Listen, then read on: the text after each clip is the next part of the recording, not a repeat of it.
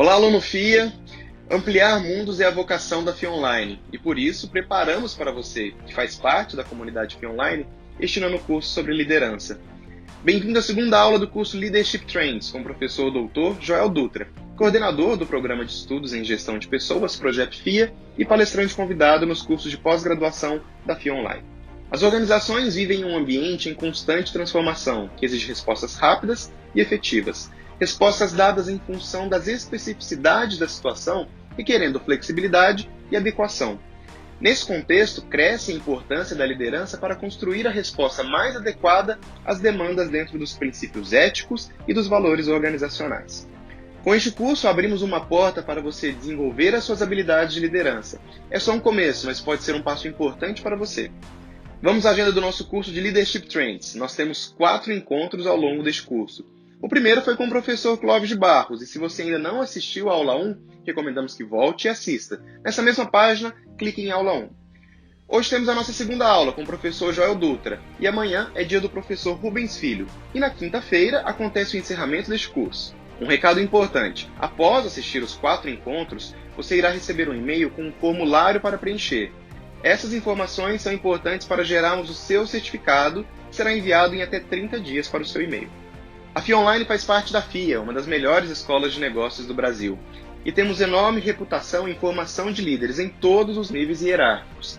Acompanhamos a ascensão de muitos profissionais desde o começo da carreira como analista até virarem C-Levels. Neste novo mundo, novos líderes serão necessários. Não se trata de esperar para ver o que vai acontecer, mas participar dessa mudança a partir de agora. O nosso papel é te proporcionar ferramentas e também apoio para realizar essa mudança. O curso de Leadership Trends é uma de muitas ferramentas que temos para você. A sua aula com o professor Joel Dutra já vai começar.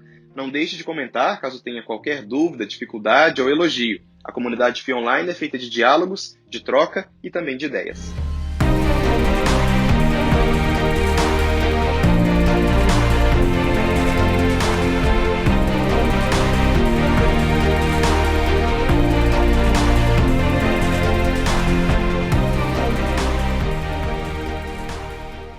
Olá, um prazer muito grande estar com vocês. Meu nome é Joel Dutra, sou professor da Universidade de São Paulo, na área de administração, e me convidaram porque eu venho pesquisando há muito tempo a questão da liderança, e o meu objetivo é conversar com vocês sobre a liderança na organização contemporânea.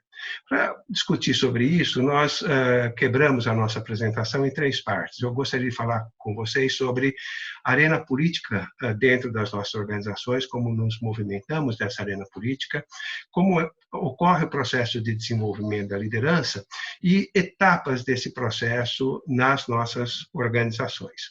Falando inicialmente dessa arena política dentro das nossas organizações. Nós temos nas organizações o que a gente chama de trajetórias de carreira. Essas trajetórias, elas não são definidas por função ou por profissão. Elas são definidas por atribuições e responsabilidades de mesma natureza. Sempre que as pessoas estão desenvolvendo atribuições e responsabilidades de mesma natureza, elas estão na mesma trajetória. No meu caso, por exemplo, eu fiz administração de empresas, entrei pela área financeira na empresa, depois TI, depois recursos humanos, planejamento estratégico. Sempre estive na mesma trajetória porque eu estava olhando para dentro da empresa. O meu cliente em finanças depois era o meu cliente em TI. Ou um engenheiro de produção que entra numa organização como engenheiro de operações, depois vira engenheiro de manutenção, engenheiro de processos, ele está na mesma trajetória. Embora em cargos diferentes, o trabalho dele é um trabalho de mesma natureza. Nós percebemos, ao longo das nossas pesquisas, que raramente as pessoas mudam de trajetória de carreira. E elas não mudam de trajetória de carreira tão facilmente por conta de que sempre que há uma mudança de trajetória de carreira, a gente está vivendo uma transição de carreira, uma transição de identidade profissional. Nós desenvolvemos uma identidade profissional dentro da trajetória que nós elegemos. Por isso que, normalmente, quando as pessoas transitam, elas sempre transitam em cargos dentro da mesma trajetória, ou se mudam de empresa na mesma trajetória, e mesmo mudando de país, mudam na mesma trajetória. né? Sempre que a gente muda de trajetória, então a gente tem essa mudança de identidade profissional, e isso traz um estresse psicológico muito forte. Alguns teóricos associam esse estresse psicológico a uma separação conjugal. Eu já mudei 2 vezes de trajetória de carreira, mas nunca me separei, então não posso dizer para vocês se é semelhante ou não, mas dói muito. E por doer muito, os pesquisadores conseguiram identificar 4 fases típicas desse processo. Uma primeira fase é quando você decide fazer a transição de carreira. Ela é sempre uma decisão difícil, porque você está saindo da sua região de conforto e vai enfrentar o desconhecido. Mas muitas vezes isso ocorre porque você não vê mais perspectiva na trajetória que você abraçou. Então é o momento de fazer essa transição. O segundo momento, talvez seja o mais difícil, porque ele é basicamente emocional, é o momento em que você tem que renunciar à sua identidade profissional. Você não é mais aquilo, aquilo não te pertence mais. E a hora que você faz essa renúncia à sua identidade profissional, você naturalmente entra numa terceira fase, que é uma fase onde você sabe o que você não é, mas você não sabe o que você é, porque você não consolidou ainda uma nova identidade profissional. E essa fase é terrível porque você fica sem chão. Nós chamamos essa fase de limbo. A quarta fase é quando você começa a consolidar a sua nova identidade profissional e você percebe, então, que você não tem todos os conhecimentos, todas as habilidades necessárias a essa nova fase da sua vida profissional. E é muito comum a gente se sentir incompetente, a nossa autoestima cai. Não é incomum as pessoas terem uma leve depressão nesse processo. Se eu pudesse criar uma imagem para vocês, é como se a gente estivesse numa piscina, todo mundo nadando crawl, borboleta, costas, e você nadando cachorrinho, quase se afogando. Essa é a sensação que a gente tem nesse momento. E por que eu estou trazendo isso para vocês? Porque quando um profissional técnico, um profissional funcional, vai para a carreira gerencial, ele está fazendo uma mudança de identidade profissional. Por que a posição gerencial não é uma continuidade natural da carreira de um profissional técnico, de um profissional funcional? Porque o que caracteriza o gerente não é o fato dele liderar pessoas. O que caracteriza o gerente é o fato dele estar gerenciando recursos escassos dentro da organização. E, portanto, o que caracteriza um gerente é o fato dele estar na arena política da organização. Então, vejam, eu posso ter uma pessoa que lidera pessoas, mas não está na arena política da organização, porque ele não está disputando recursos. Quem disputa recursos é o gerente dele, é uma pessoa que está acima dele, embora ele lidere operacionalmente ou lidere tecnicamente um grupo de pessoas. E eu posso ter um gerente que está na arena política e não necessariamente ele tem subordinados diretos, mas provavelmente ele lidera por influência, ele vai ter que influenciar outras pessoas que não estão necessariamente subordinadas a ele. Então, sempre que a pessoa assume uma posição gerencial, ele vai para a arena política e, claro, tem o exercício da liderança, ou uma liderança hierárquica ou uma liderança por influência. O que ocorre é que, normalmente, as pessoas são despreparadas para essa arena política. Então, eu vou pegar o meu caso. Eu assumi uma posição gerencial quando era bastante jovem, não tinha nenhum preparo e a sensação que eu tinha era, ao final do dia, de não ter feito nada. Eu tinha ficado o dia inteiro em reuniões e eu me sentia vazio, que não tinha contribuído. Quando eu punha a mão na massa, eu me sentia satisfeito, porque eu tinha feito alguma coisa concreta. E era exatamente o que eu não devia fazer. Então, nós até nos adaptarmos, até percebermos a dinâmica da função gerencial, demora um pouco.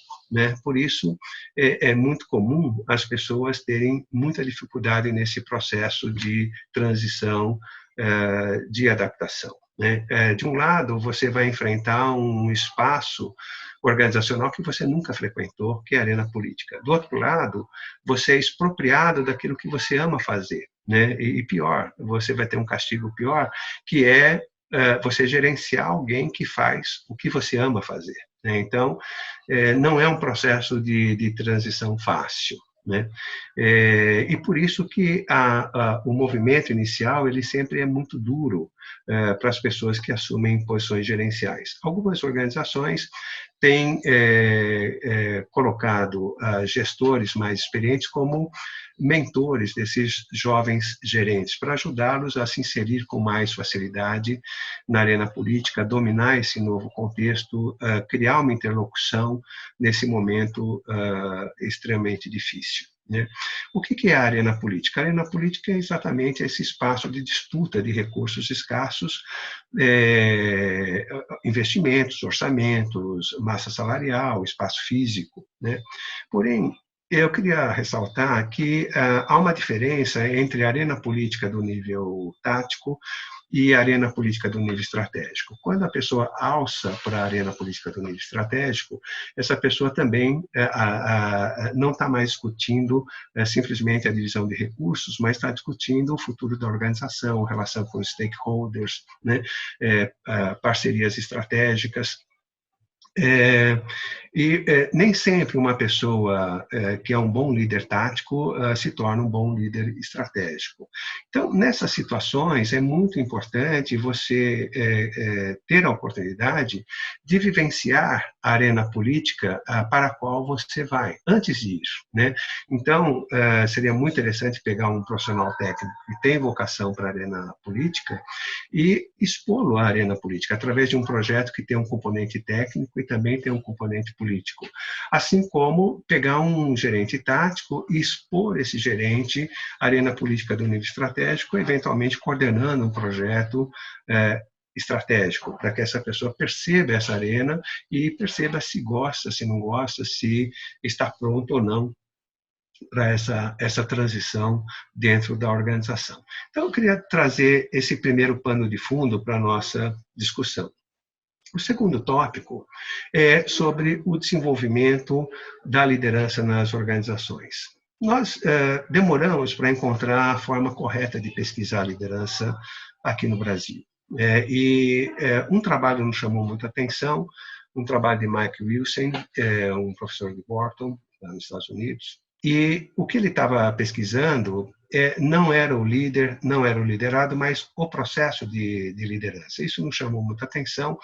E o que ele percebeu na pesquisa dele é que os líderes de sucesso eram líderes que não tinham feito coisas grandiosas, nem eram super pessoas, mas, na verdade, eles tinham feito um conjunto de pequenas coisas que fizeram a diferença. E nós replicamos essa pesquisa aqui no Brasil e encontramos esses mesmos resultados. O que o Wilson diz o bom líder tem que construir um projeto conjunto com a sua equipe, né, conseguir transmitir, irmanar as pessoas nesse projeto. Mas isso nós observamos que todos os teóricos de liderança também falavam. Né?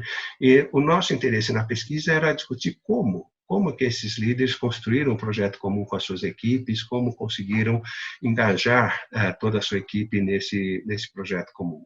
Outra coisa que ele traz é que, num ambiente extremamente ambíguo, incerto que nós vivemos, é muito importante, diante da ambiguidade, você se valer dos valores da organização ou dos seus valores.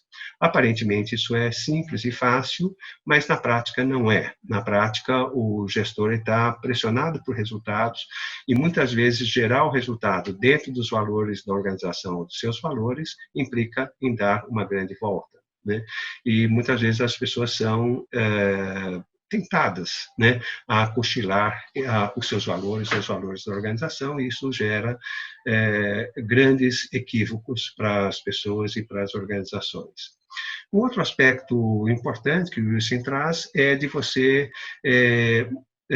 ajudar as pessoas a transmitirem os seus conhecimentos, né, transformar o conhecimento de uma pessoa no conhecimento da equipe. Novamente, parece fácil fazer isso, não é fácil, e nós observamos que os líderes de sucesso aqui no Brasil são pessoas que fazem isso muito bem e de uma forma muito natural. Nesses últimos anos, nós temos experimentado essas ações em algumas empresas.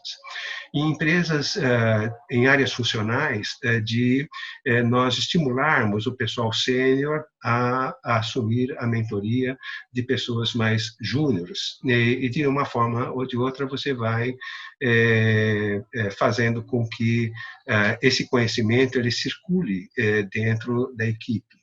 Em áreas operacionais, nós temos estimulado operadores mais experientes desenvolverem operadores menos eficientes, e com isso a gente tem ganho acréscimos de produtividade, acréscimos de resposta das pessoas para a organização. Um quarto ponto que o Wilson traz, e aí nesse ponto nós perdemos para os líderes americanos, que é você preparar a sua equipe para uma situação adversa. A maior parte da nossa liderança acha que o céu vai ser de brigadeiro, não vai haver turbulência, e se houver uma turbulência, você corre o risco de perder o controle emocional da sua equipe. Quando você prepara as pessoas para a turbulência, quando vem a turbulência, todo mundo fica estressado, obviamente, mas cada um sabe o que fazer, né? E a equipe sai da turbulência amadurecida, crescida, mais experiente, mais autoconfiante, né?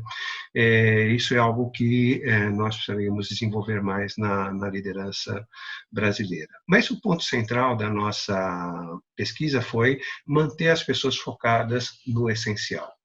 E para nós, o Wilson não dava muitas pistas, para nós o essencial seriam os objetivos da organização, sua visão, missão, e nós estamos completamente equivocados. Quando nós fomos para o campo, o que nós percebemos é que esse não era a cola, né, que os líderes de sucesso usavam para unir a equipe, para criar um projeto comum. Eles achavam o seguinte, que você estabeleceu os objetivos da organização como cola, você está pegando algo muito volátil, muito de curta duração. Você tem que estabelecer esse acordo, esses compromissos em cima de coisas mais perenes. A maior parte dos líderes usou, de uma forma muito intuitiva, o desenvolvimento como cola, né? Então, o argumento era o seguinte, não importa se a gente vai para cá ou para lá, importa é que nós vamos nos desenvolver. Nós vamos nos desenvolver tirando partido dessas situações que nós estamos vivendo. E uma marca que constatamos nesses líderes de sucesso é que eles mobilizam, eles desafiam toda a sua equipe. E eu estou enaltecendo isso porque o que nós observamos é que a maior parte dos líderes brasileiros, eles se apoiam em uma ou duas pessoas da sua equipe, né? Eles indicam o descascador oficial de abacaxi, quer dizer, tudo que é abacaxi, tudo que é problema vai para aquelas pessoas. Então, aquelas pessoas enfrentam desafios, se desenvolvem, e você marginaliza as demais pessoas da equipe desse desenvolvimento, desse crescimento, né? E os líderes de sucesso, não, eles desafiam toda a equipe, claro, respeitando a capacidade de cada um. Isso foi uma marca que nós observamos nos líderes de sucesso. Ao fazer isso, você cria as bases para a criação de uma equipe de alta performance, né? Você cria um grupo que gosta do desafio, que busca o desafio, né? Um outro aspecto que o Wilson traz é de você usar os pontos fortes das pessoas, né? A tirar partido da diversidade da sua equipe. E o Wilson é o único autor de liderança na década de 90 que traz a seguinte questão, né? Você é um bom líder para a sua equipe, mas você é uma pessoa desgraçada politicamente. Você vai desgraçar a sua equipe. Do outro lado, se você é uma pessoa prestigiada politicamente, você transfere o seu prestígio para a sua equipe. E o que o Wilson traz é assim, a liderança não é simplesmente a liderança em relação à equipe. É muito importante que você também lidere seus pares, é muito importante que você lidere os seus chefes, né? O exercício da liderança é em todos os sentidos, é um sentido amplo, né? E dessa maneira você vai construindo alianças para enfrentar situações mais adversas, momentos mais delicados na vida das organizações. Quando nós fomos fazendo ao terminarmos a realização dessa pesquisa, nós fomos percebendo claramente que a grande dificuldade da liderança brasileira em desenvolver uma liderança mais adequada a esse momento contemporâneo são dificuldades comportamentais. O que nós constatamos é que, normalmente, o nosso líder, o nosso gestor nas empresas, é uma pessoa boa tecnicamente, é uma pessoa que já domina os conceitos de gestão, mas pecam nos aspectos comportamentais. Naturalmente, isso não não é um privilégio da liderança brasileira, isso ocorre no mundo inteiro. Porém, no Brasil, nós temos alguns índices que são mais alarmantes, que estão muito acima do que nós observamos em pesquisas similares fora do Brasil. Quando nós iniciamos a pesquisa, nós achamos que essa era uma realidade e fizemos a pesquisa para constatar, mas nós tivemos algumas surpresas. Eu achava, no início da pesquisa, que a grande deficiência da liderança brasileira fosse delegação. E qual não foi a nossa surpresa quando a gente percebe que a grande deficiência da nossa liderança é lidar com a diversidade. A liderança brasileira gosta de trabalhar com pessoas iguais a ela, né? E tem muita dificuldade de lidar com a diversidade. Só que a diversidade é uma realidade das nossas organizações e principalmente em trabalhos mais intelectualizados, a diversidade é uma necessidade para garantir mais criatividade, inovação, respostas mais adequadas ao contexto. A delegação é um outro problema, né? A gente já tinha essa percepção. Outro problema típico da nossa liderança é diálogo com a equipe. O líder brasileiro não conversa com a equipe. E um quarto ponto que também nos chamou muita atenção, o líder brasileiro prefere trabalhar em feudos, trabalhar em silos. A maior parte das organizações estimula isto, né, através da formulação de metas, a forma de valorizar a nossa liderança. Então, a nossa liderança ela é pouco disposta ao trabalho cooperativo, a criar interfaces entre áreas, clientes, fornecedores. E esse é um grande problema porque, normalmente, as ineficiências organizacionais estão exatamente nas interfaces. Também, ao acompanharmos a introdução da inteligência artificial nas organizações brasileiras, nós observamos que uma competência que é extremamente demandada nesse contexto de tecnologia é exatamente a cooperação, é a visão sistêmica, coisas que nós não fomos percebendo, então, na nossa liderança. E um último ponto que eu gostaria de trazer para vocês são as etapas de desenvolvimento da liderança. Na época que nós estávamos fazendo aqui a pesquisa, o Rancharan estava lançando um livro nos Estados Unidos, Leadership Pipeline. E o que ele dizia é que, na medida que o líder vai evoluindo na sua carreira, ele vai tendo dificuldades típicas. Por exemplo, eu sou um bom profissional e eu sou chamado a liderar os meus colegas e o que vai acontecer é que eu gosto de executar, né? Então eu vou executar e vou ter muita dificuldade de delegar. Mas eu cresço, eu me desenvolvo, viro um gerente tático e passo a ser um líder de líderes. Então eu vou liderar pessoas que lideram pessoas. Ou eu estou liderando uma equipe de sêniors, que lidera uma equipe de plenos e júniors, ou um supervisor operacional, um supervisor técnico, né? Só que, até então, eu sempre liderei executores, então eu tendo a tratar os meus liderados como executores. E, além disso, eu tenho muita dificuldade de fazer as interfaces. Vejo que não é um privilégio só do Brasil, nosso, né? Essa é uma realidade que a gente vai observar no resto do mundo. Daí a pessoa evolui, vai para um nível estratégico, e no nível estratégico ele deveria estar 80% voltado para a relação com stakeholders, 20% voltado para dentro, e o que ocorre é ao contrário, né? Se a pessoa vai para o nível estratégico, fica 80% do tempo olhando para dentro da empresa e 20% olhando para fora. Bom, nós pesquisamos isso aqui no Brasil e constatamos a mesma realidade, né? Então, é válido para a nossa realidade e mais fortemente, nós observamos que em todas as empresas pesquisadas, nós temos um nivelamento por baixo. Nós temos os profissionais do nível tático atuando no nível operacional e o pessoal do nível estratégico atuando no nível tático, né? Então, nós temos esse nivelamento por baixo nas nossas organizações. E, na época que nós estávamos fazendo a pesquisa, nós tínhamos alguns focus group com quem nós trocávamos os resultados da nossa pesquisa. E quando nós apresentamos esse resultado para o nosso focus group, nós tivemos muita resistência. A pessoa falou, não, isso não é verdade. O meu focus group era muito de pessoas do nível tático. Eles falaram, não, isso não acontece, né? Mas a gente foi mostrando as evidências da pesquisa e daí eles foram percebendo que realmente eles faziam aquilo. E por que eles faziam? né? E eu perguntei, porque eu não tenho para quem delegar. Mas isso cria um ciclo vicioso, né? Eu não tenho para quem delegar porque eu não delego, né? E quem tem que quebrar esse ciclo vicioso é o líder, né? O pessoal ficou muito impactado com isso e nós achamos que aquelas discussões gerariam, né, nos nossos participantes algum tipo de movimentação para mudar esse estado de coisa. Voltando a essas empresas, um ano e meio depois, a gente observou que não tinha acontecido nada, né? O pessoal absorveu o choque e continuava fazendo a mesma coisa. Isso também nos impactou, né? E aí nós começamos a usar um outro dado de pesquisa que a gente tinha negligenciado e que foi muito importante para nós e para a formulação de toda essa consciência de etapas. Nós analisamos a biografia de vários líderes que tinham saído de um nível operacional e tinham chegado no nível estratégico, em diferentes empresas, em diferentes momentos. E o que nós observamos? Que essas biografias elas tinham elementos comuns, né? Isso para pesquisador é ouro puro, né? Nós vimos ali um padrão, né? E qual é esse padrão?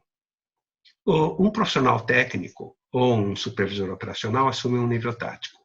O que acontece? Ele traz junto com ele uma série de tranqueiras. Isso é natural, porque isso te dá identidade, né? Então, eu assumo um nível tático e continuo fazendo coisas operacionais, eu assumo um nível tático e continuo ainda com algumas incumbências técnicas. Só que esse tipo de postura, ele é reforçado por cima. O diretor desse gerente cobra dele aspectos técnicos, cobra dele aspectos operacionais, né? Então, aparentemente, ele fica numa situação confortável. Ele está numa posição gerencial, com status gerencial, e não precisou abrir mão daquilo que ele ama fazer, né? Ele não precisou delegar o que ele ama fazer.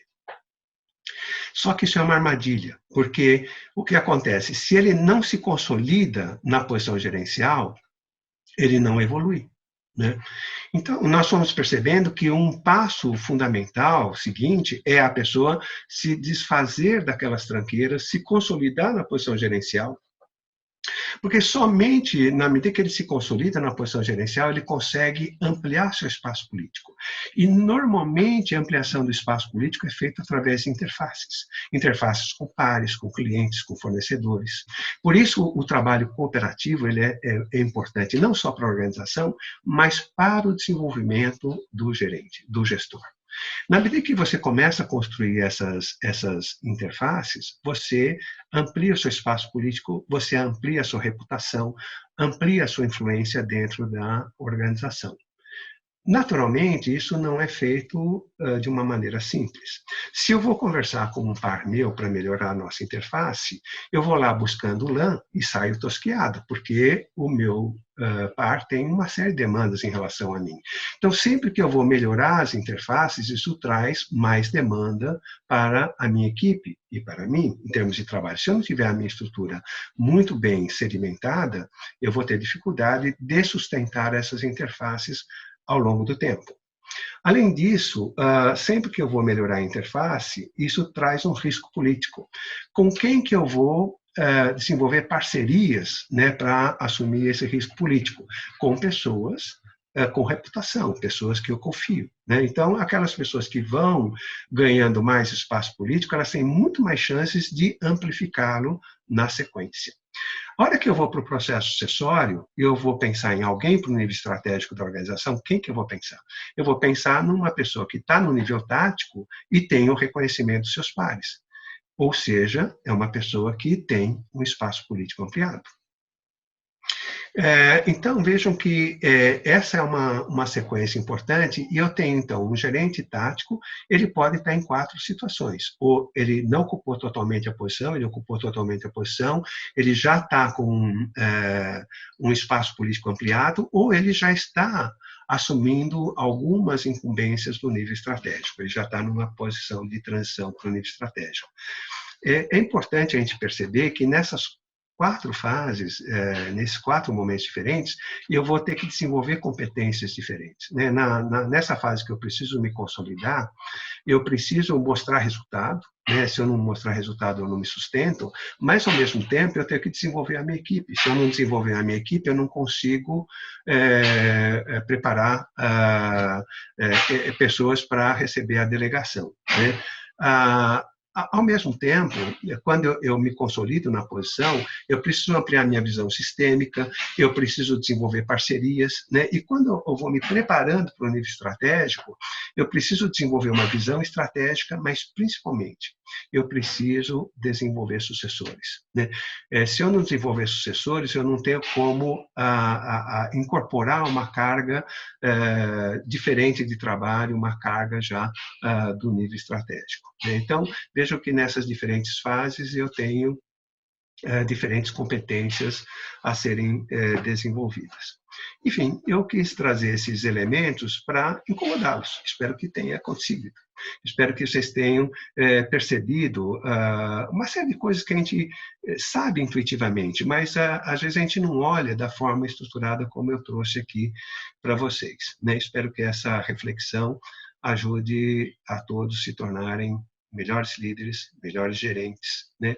Um prazer enorme estar com vocês e um grande abraço. Muito bem, espero que você tenha gostado. Nas palavras do professor Joel Dutra, em artigo publicado recentemente, o desenvolvimento de um líder na atualidade requer que este tenha consciência de suas carências e habilidades comportamentais. A habilidade comportamental é desenvolvida através da prática, como qualquer habilidade. Entretanto, este tipo de habilidade exige para o seu desenvolvimento o exercício envolvendo outras pessoas.